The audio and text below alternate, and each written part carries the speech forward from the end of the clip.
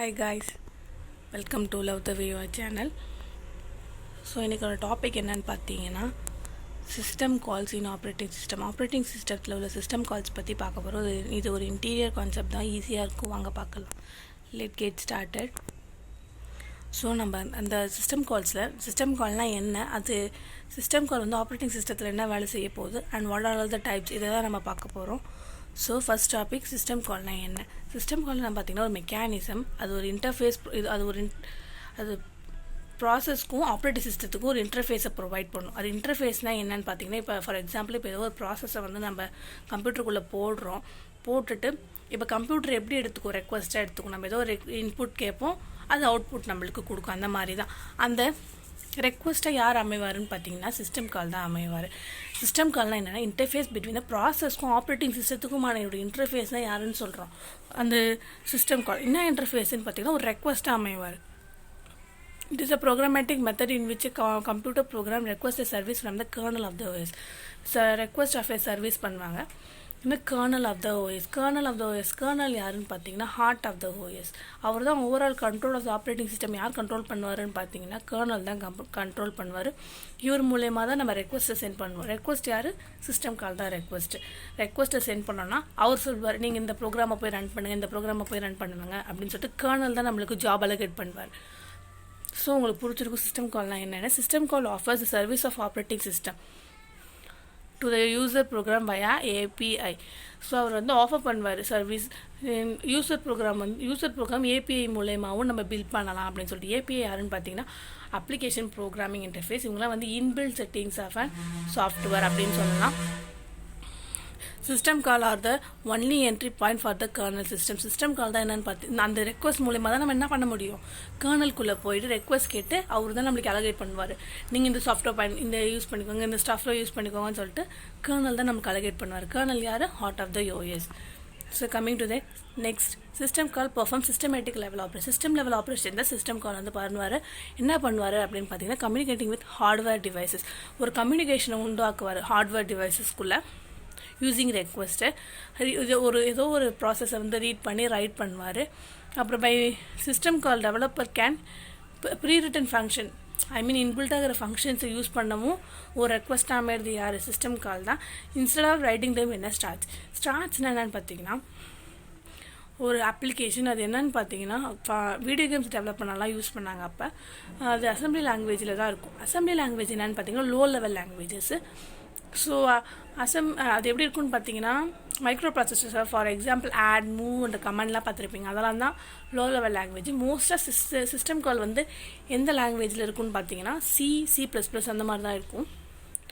So இது அதில் எழுதாமல் நம்ம இன்னும் நம்ம ஆப்ரேட்டிங் சிஸ்டத்தில் இருக்க ப்ரீ ரிட்டன் ஃபங்க்ஷன் யூஸ் பண்ணி நம்ம டெவலப் பண்ணி போர்ட்டபுளாக கொண்டு வந்துட்டாங்க. யூசருக்கு ஏற்ற மாதிரி they can easily identify user இன்டர்ஃபேஸாக கொண்டு வந்தாங்க. ஸோ இப்போ பார்த்தா புரியுங்க சிஸ்டம் கால் என்ன யூசர் ப்ரோக்ராம் வந்து சிஸ்டம் கால் மூலயமா பண்ணுறோம். சிஸ்டம் கால் என்ன பண்ணுவார்னா ரெக்வஸ்ட் அமைவார். யூசர் ப்ரோக்ராம் நான் இங்கே போய் அலோகேட் பண்ணணும் அப்படி சிஸ்டம் கால் யூஸ் பண்ணுவாங்க.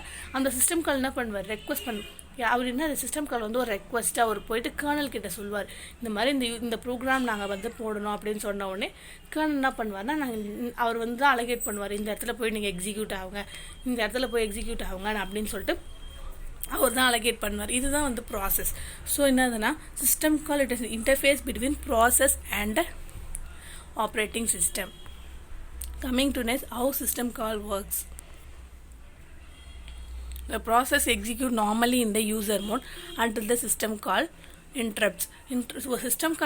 சிஸ்டம் கால் யூஸ் பண்ணாத முன்னாடி ப்ராசஸ் வந்து யூசர் மோடில் தான் எக்ஸிக்யூட் ஆகிட்டு இருக்கும். Then the system call is executed in the priority base இந்த கர்னல் மோட். சிஸ்டம் கால் நம்ம கொண்டு வந்துட்ட பிறகு ப்ரியாரிட்டி பேஸ் இந்த கர்னல் மோடில் எக்ஸிக்யூட் ஆகும்னு சொல்கிறோம். ப்ரியாரிட்டிஸ்னால் என்னென்னா முக்கியத்துவம். நம்ம ஒரு 10 ப்ராசஸ்க்கும் இந்த ப்ராசஸ் போகணும் அப்படின்னு சொல்லிட்டு ஒன்றுத்துக்கும் நம்ம அலோகேட் பண்ணி வச்சுருப்போம். ஸோ அந்த அலோகேஷன் படி தான் அது வந்து எக்ஸிக்யூட் ஆகும். அதை தான் ப்ரியாரிட்டி பேசிக்ஸ் சொல்கிறாங்க.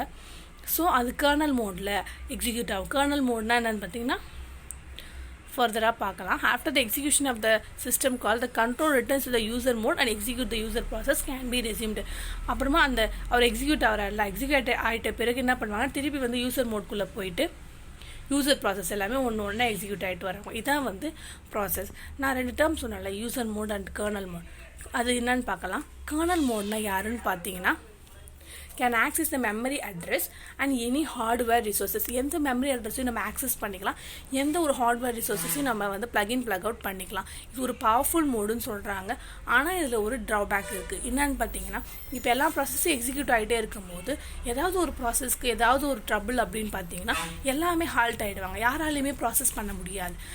அந்த ப்ராப்ளத்தை நம்ம ரெக்டிஃபை பண்ண பிறகு தான் எல்லாருமே அவங்க ப்ராசஸை பண்ண முடியும். இது கர்னலோட ட்ராபேக்குன்னு சொல்கிறாங்க. யூசர் மோடில் என்னன்னு பார்த்தீங்கன்னா, இது வந்து எந்த ஒரு மெமரி அட்ரஸையும் ரெஃபர் பண்ணாது, எந்த ஒரு ஹார்ட்வேரையும் வந்து இன்சர்ட் பண்ண முடியாது. ஆனால் இதில் ஏதாவது ஒரு ப்ரோக்ராமுக்கு வந்து ப்ராப்ளம்னா அந்த ப்ரோக்ராம் மட்டும்தான் டிஃபெக்ட் ஆகும், தவிர மற்ற எல்லாருமே போயிட்டு அலகேட் ஆகிட்டு தான் இருப்பாங்க. அவருக்கு மட்டும்தான் ப்ராப்ளம். யார் டிஃபெக்ட் ஆனாங்களோ அவங்களுக்கு மட்டும்தான் ப்ராப்ளம், மற்ற எல்லாருமே வந்து எக்ஸிக்யூட் ஆகிட்டு தான் இருப்பாங்க. இது ஒரு advantage. Most of the OS program run பண்ணுறதுக்கு யாரை தான் யூஸ் பண்ணுவாங்கன்னு பார்த்தீங்கன்னா யூசர் மோட் தான் யூஸ் பண்ணுவாங்க. ஆனால் நம்மளுக்கு இந்த யூசர் மோட் எக்ஸிக்யூட் பண்ணுறது கர்னல் மோடோடைய நீட் இருக்குது. ஸோ கர்னல்னால் நம்ம யாருன்னு சொன்னோம், ஹார்ட் ஆஃப் த ஓஎஸ்ன்னு சொல்லியிருக்கோம். ஸோ உங்களுக்கு ஒரு கர்னல் மோட் யூசர் மோட் என்னன்ட்டு ஒரு ஐடியா வந்திருக்கும். So general system call are required in the following situation. If a system call வந்து file system requires the creation or deletion. இப்போ என்ன சொல்கிறாங்கன்னா, இப்போ ஜென்ரலாக சிஸ்டம் கால் எங்கெங்கே யூஸ் ஆகும் அப்படின்னு பார்த்தீங்கன்னா, ஒரு ஃபைல் சிஸ்டம் நம்ம க்ரியேட் பண்ணவோ டெலீட் பண்ணவோ அப்போது ஒரு ரெக்வஸ்ட்டாக அமைவது யார், சிஸ்டம் கால். அந்த டைமில் நம்மளுக்கு சிஸ்டம் கால் தேவைன்னு சொல்கிறாங்க. ஒரு ப்ராசஸை மேனேஜ் பண்ண, ஒரு நியூஸ் ப்ராசஸை க்ரியேட் பண்ண அந்த இடத்துலையும் யார் தேவைன்னு சொல்கிறாங்க, சிஸ்டம் கால் வேணும்னு சொல்கிறாங்க. இப்போ வந்து நம்ம நெட்வொர்க் கனெக்ஷன் இதுக்கு தேவை. எப்போனா ஒரு பேக்கேஜை சென்ட் அண்ட் ரிசீவ் பண்ண, பேக்கெட்னா என்னன்னு பார்த்தீங்கன்னா குரூப் ஆஃப் ஃபைல்ஸை தான் பேக்கேஜ் சொல்லுவாங்க. அந்த டைம் தான் நம்மளுக்கு என்ன வேணும்னு சொல்கிறாங்கன்னா நெட்வொர்க் கனெக்ஷன் வேணும் அப்படின்னு சொல்கிறாங்க. நிறையாலாம் யூஸ் பண்ணும் போது குரூப் ஃபைல்ஸை சென்ட் பண்ணும் போது நம்ம என்ன யூஸ் பண்ணுவோம், நெட்வொர்க் யூஸ் பண்ணுவோம்.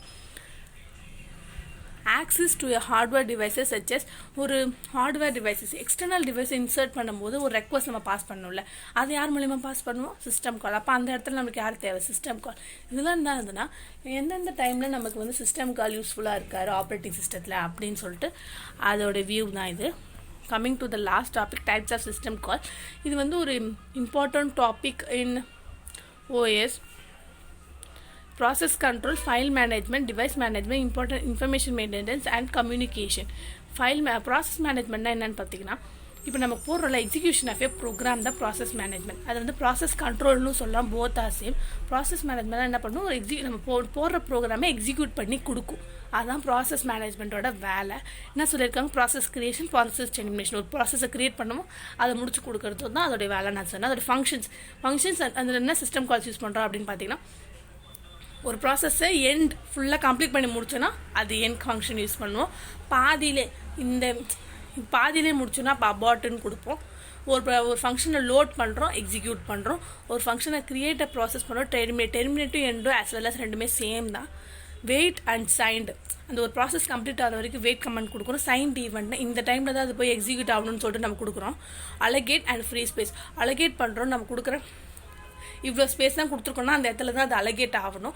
அப்புறம் ஃப்ரீ மெமரிஸ்னால் அலகேட் ஆகாத free spaces are be counted. அதை தான் வந்து ப்ராசஸ் மேனேஜ்மெண்ட்டாக நடக்கும். ப்ராசஸ் மேனேஜ்மெண்ட்னா என்னென்னு பார்த்தீங்கன்னா, எக்ஸிக்யூஷன் ஆஃப் த ப்ரோக்ராம் தான் என்னென்ன process management. It's also called as process control.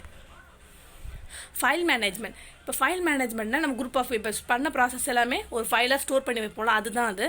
Handle the manipulation of the creating a file, reading a file or writing a file. இதுக்கு தான் வந்து ஃபைல் மேனேஜ்மெண்ட் யூஸ் ஆகுது.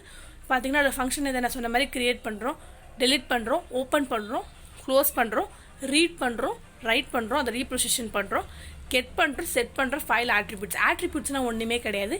அதோட name, அந்த ஒரு particular ஃபைலோட name, size எல்லாம் தான் டினோட் பண்ணுறது பேர் தான் ஆட்ரிபியூட்ஸ். அதை கெட் பண்ணுறோம், நம்மளுக்கு தேவையில்லைன்னா அதை ரீநேம் பண்ணுறோம். அது சைஸ் வந்து 3 MB வேணாம், 4 MB வேணும் அப்படின்ட்டு நம்ம சேஞ்ச் பண்ணிக்கிறோம். இதுதான் ஃபைல் மேனேஜ்மெண்ட். ஃபைல் மேனேஜ்மெண்ட் நம்ம பண்ணியிருக்க ப்ராசஸை எடுத்துன்னு வந்து ஃபைல் பண்ணி வைக்கிறோம், அதுதான்.